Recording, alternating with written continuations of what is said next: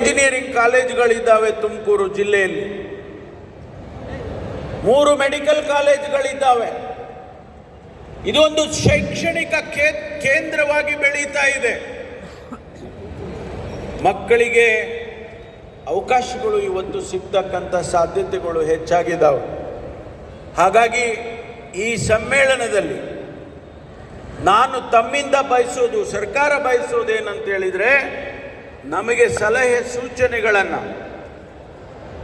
ಅದು ಯಾವ ರೀತಿ ಇರ್ಬೋದು ನನಗೆ ಗೊತ್ತಿಲ್ಲ, ಈ ಜಿಲ್ಲೆಯ ಅಭಿವೃದ್ಧಿಗೆ, ಈ ಜಿಲ್ಲೆಯ ಸಂಸ್ಕೃತಿಗೆ ತಕ್ಕ ಹಾಗೆ ನಮಗೆ ಸಲಹೆ ಸೂಚನೆಗಳನ್ನು ಕೊಡಬೇಕು ಅಂಥೇಳಿ ನಾನು ಭಾವಿಸ್ಕೊಳ್ತೇನೆ.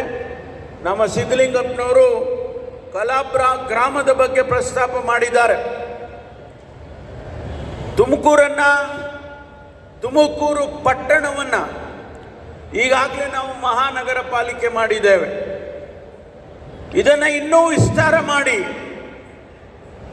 ಯಾವ ರೀತಿ ಬೆಂಗಳೂರನ್ನು ಗ್ರೇಟರ್ ಬ್ಯಾಂಗ್ಳೂರ್ ಅಥಾರಿಟಿ ಮಾಡಿದ್ದೇವೆ, 14 ಪಂಚಾಯಿತಿಗಳನ್ನು ಸೇರಿಸಿ ತುಮಕೂರನ್ನು ಇನ್ನೂ ದೊಡ್ಡ ಪ್ರಮಾಣಕ್ಕೆ ವಿಸ್ತಾರ ಮಾಡಿ ಅಭಿವೃದ್ಧಿ ಮಾಡೋದಕ್ಕೆ ಈಗಾಗಲೇ ಪ್ರಸ್ತಾವನೆಯನ್ನು ಸರ್ಕಾರದಲ್ಲಿ ಕೊಟ್ಟಿದ್ದೇವೆ. ಸಂಪುಟದಲ್ಲಿ ಅನುಮತಿ ದೊರಕಿದೆ.